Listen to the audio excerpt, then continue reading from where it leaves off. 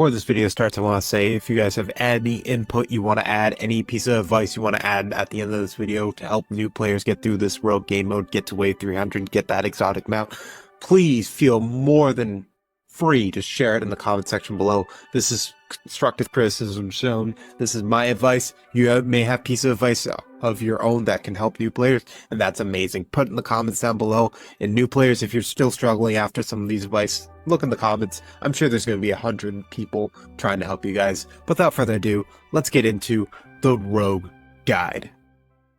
So, you recently reached level 100 and you have unlocked the brand new Rogue game mode. You're excited to try it out, you try it out, and you get rolled even before you can pick your first cards, and you just wonder yourself, why? Why is this so difficult? Well, in this video, I'm going to go over some basic tips and tricks to help you beat Rogue. This is going to be your guide to what units you should be picking and how you should be playing the Rogue game mode. So, if you enjoy this sort of content, please like the video, subscribe to the channel, and join in on our live streams where we will be giving out more tips through the live streams. We'll be doing giveaways of units through the live stream, and it's just a great time. But without further ado, let's get into part one where I have to talk about what units you need to pick. Alrighty, jumping straight into it without any time to waste, we're going to be talking now about your units. Within Rogue, you can pick up to 1 secret or exotic, and 2 mythic/limited, and as much as any other rarity. So, picking the right exotics, mythics, and limiteds is imperative because they are what gonna push you through this game mode, because you have to survive 300 waves. So you need good units on your hand. And as you can see, this is the loadout I like to use most of the time. And I'll go over each of the parts of this loadout and why I pick it. Starting off with our exotic/secret, I go with Sand Robot. It is by far one of the best units I have, and it's just a really good unit. So if you have a Sand Robot, you definitely want to be using it. But if you want some better alternatives, I will give you a few. We got Mr. Super Awesome. He's full AoE, he does good damage, he is a great alternative. You want Dennis will be decent. What else do we have? We got Rouge will also be decent. Spongehenge, Squidosaurus. And the thing that all of these units I'm bringing up have in common is they are AoE damaging units. You really want to focus that secret slot with an AoE damaging unit. Karen's okay, but I would recommend like Mr. Super Awesomeness, like I said, Spongehenge. Any of these full AoE secret units will do. Even Seabear can be decent. I wouldn't recommend going in with him. I recommend going in with one of these better full AoE secrets, but stay away from like Nosferatu, Cyborg Plankton, even like Redbeard and Dungeon Master aren't like too useful for this mode. You want that full AoE damage. And Patrick's Robot, or if you somehow, for some reason, are struggling with it and you have Mimic Mob, definitely use it. Now, going on into our mythic and limited slots, I exclusively almost always use Barnacle Man because you can place him down right at the start and he can handle a lot of those really early waves while at the same time being extremely cheap to upgrade and doing really good damage. Like, I glaze this guy a lot, but he's just amazing. He is a really good unit to have on your team, so try to get your hands on a Barnacle Man. And my other choice is Duelist SpongeBob / Duelist Patrick for my other slot. I just really like using him. He has good range, he does really good damage. He is a bit expensive, but that's okay because we have Barnacle Man for the early wave stuff. Because you start off with 1.7k cash and Barnacle Man is 1.5k, so you want him, and then you can place Duelist a bit later. If you don't have Barnacle Man, it's really hard. You can go with like some other, like, you want some units that can handle the early waves, like Hibernation Sandy could work. She's really solid. King Neptune can work. Mermaid Man can work. And like you want something that will clean up those early waves. Sea Rhino can actually be really good too if you just set him up right. There's a bit more effort with that one, but it can work. Now, talking about your legendary below slots, I almost exclusively only ever use these units, but there's a few other options. Muscle Bob will always always be a really good option. He's one of the best legendaries in the game, so using him as one of your legendaries is a great idea. Snow Mollusk is really good. She does really good damage. It is line damage, but she attacks really quick and has a really quick animation time, so she's a great option. Old Man Jenkins is really slept on. I think Old Man Walker is really slept on. I think he's really good. I have him in Wumbo, but like he's like full AoE, and like this, he is a bit low on the damage, but like you need something for legendary. Of course, Granny Tentacles is always a great option. Like, just for that early game, if you don't have like a really good early game mythic, you can place two of her, and that should be able to get you through a good chunk of the early game, so that's also a really good option.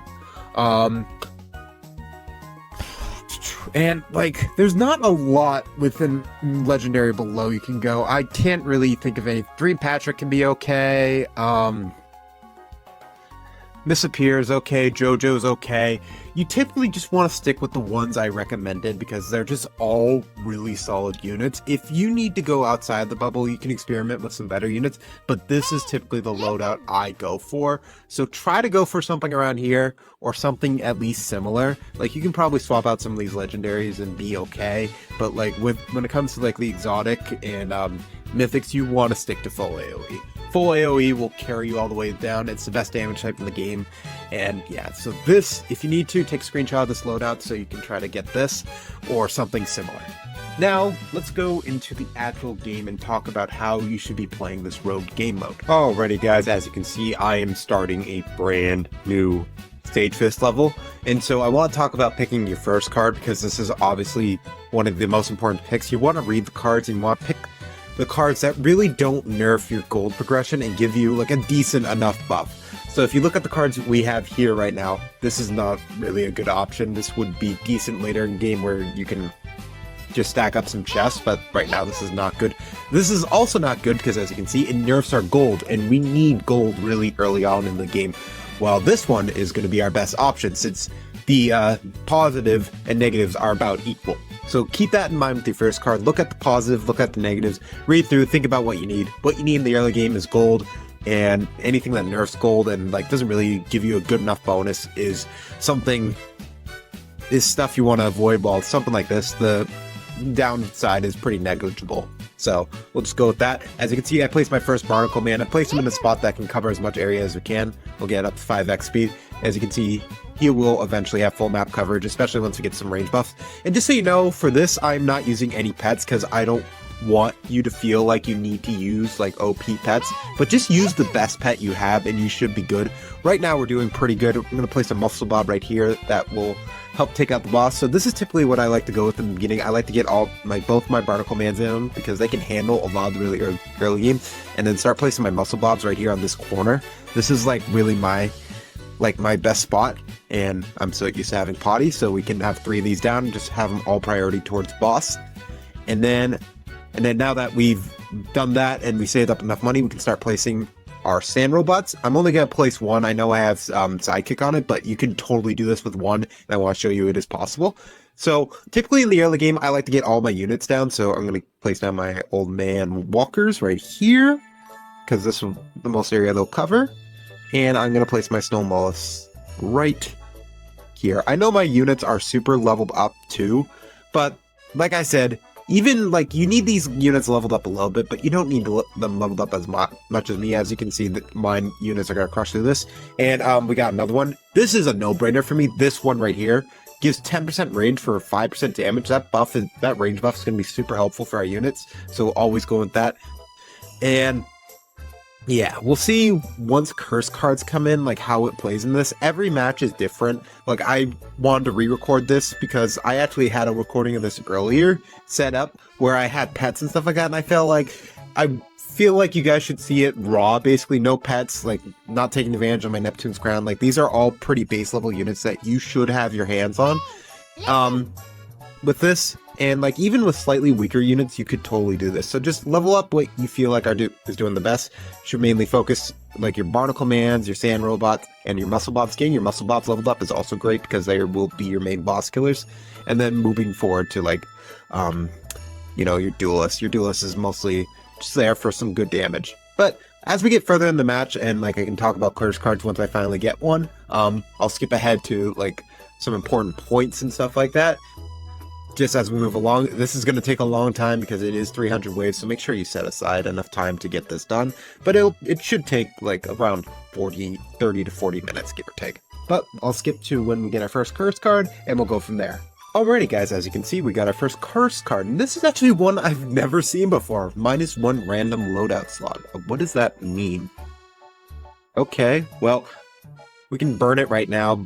This is going to be your best card when you're not going for the achievement to have 5 curse cards, so this will be your lifesaver right here. It's the best card in the game because it will get rid of all these negative effects while getting rid of like one really impactful negative effect. We're going to go with that one though. Oh no, it locked my Sand Robot. Oh no, alright. Well, this will really show the true power of this loadout if I can get past that. Oh, that is a problem. Alright, well I'm glad you guys are seeing that because as you can see, there are curse cards that will really negatively impact you. Wow. Okay, well this will really show off the power of this loadout because I'm pretty sure that these units here should be able to handle 300 waves of this. And so if these units here can handle 300 waves of this, with you having pet buffs and stuff like that, and only being like a little bit more under-leveled than this, you should be able to handle this. And you probably will still have your Sand Robot in play. So we'll skip ahead to when I have something impactful to say, but for right now, we're just going to keep on going. Alrighty guys, so I wanted to do an update since we're 100 waves in, and as you can see, we are holding up just fine. Despite us getting really unlucky with our upgrade cards and getting yet another curse card that is pretty negatively impacting us, and there's another one. This one's actually not that bad. We are still holding up pretty well. And this is actually one we're going to take now because I don't really need gold. Everything is maxed out because we don't have to worry about an exotic unit. And as you can see, our Barnacle Mans are really carrying on the damage. So is our SpongeBobs. Our Old Man Walkers are doing great damage. Our Muscle Bobs and the Snow Mollusks are handling the bosses. This is going really well despite us losing our exotic. So this really just shows the power of the loadout we're having and just making good decisions. As you can see, I'm also going with SPA and damaging cards. I went with this one because like the extra enemy move speed is really like negated with the extra damage and range we have. This is going really well. So just keep in mind, just keep picking cards that are going to benefit you in the moment. Like right now, I can get these gold nerfing cards because I don't need gold. As you can see, everything is maxed out. I may need to move a few things if things get really bad, but right now things are looking good. So gold is not really a concern, and I still have a good amount saved up just in case I do need to move like a Muscle Bob to kill a boss or something. But we'll check in a little bit longer and when I have more advice. Otherwise, we're just going to go ahead to wave 200. Alrighty, I know I said I was going to do a check-in at 200, but I figured here is actually a great point because we are exactly halfway through the mission, and as you can see, we're still holding up pretty well. Some of these bigger anchovies are giving us problems, but mostly our Muscle Bobs are cleaning them up, and maybe I'll get some more like range perks just so we can handle them a bit better. But right now, as you can see, our Duelist SpongeBob really is putting in work right now. He's covering basically the whole area and is doing a lot of damage, with our Barnacle Mans also carrying Old Man Walkers. Full AoE beast. This is why you want a lot of full AoE units in your loadout, because as you can see, they are really putting in work with your line units right here, mostly being there as boss killers. Like watch his health. Boom, he's dead in seconds because these units are just pumping out insane damage to the bosses. So having these 6 units target the boss and the rest of your other units, the other 6 units just targeting enemies will just get you all the way. And as you can see, we don't even need the exotic.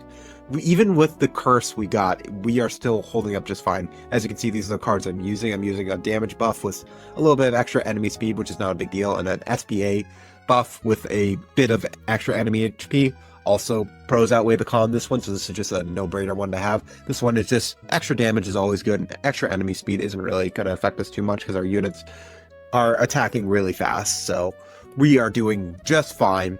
And it's just like, you won't, more than likely won't get as unlucky as I did, with this. If I'm gonna sell something, I'm gonna sell this, because I really have gone insanely unlucky, and as you can see, I'm still holding up just fine. We'll check in about wave 200 to 250 when I feel like would be a good time to check in, and I'll talk a bit more about how things have been going. Alrighty, as you can see, I've made it to wave 250. Everything's moving a lot faster because I had the lag switch. It was the best perk I can get, but just showing you this, it's still holding up pretty well, considering that this is near the end of the match. Oh, a little bit of lag. Yeah, they can clean that up. I gotta get rid of lag switch as soon as I can, because this is, in the end, it is still hurting me, that extra speed. Oh, okay, minus 33% damage, but we will get rid of that in just actually 1 second. We're actually gonna get this, because we have been doing pretty good. So, yeah, this is going really well. As you can see, we have 4 curse cards and 1 really badly affecting one, us getting rid of our exotic, and we're still holding up really well. So this really just shows the power of the units you pick, because these units are really good. They're doing really hold up. Look at our Barnacle Mans with almost 100 million damage apiece. Our duo SpongeBob doing 100 million as well.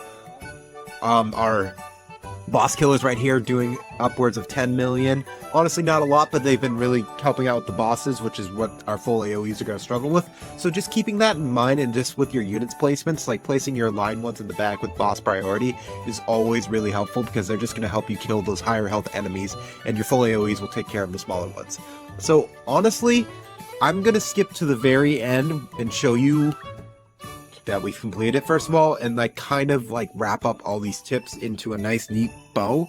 So go ahead and skip to there. Well, I will do that myself actually, and yeah, I'll talk to you in a little bit.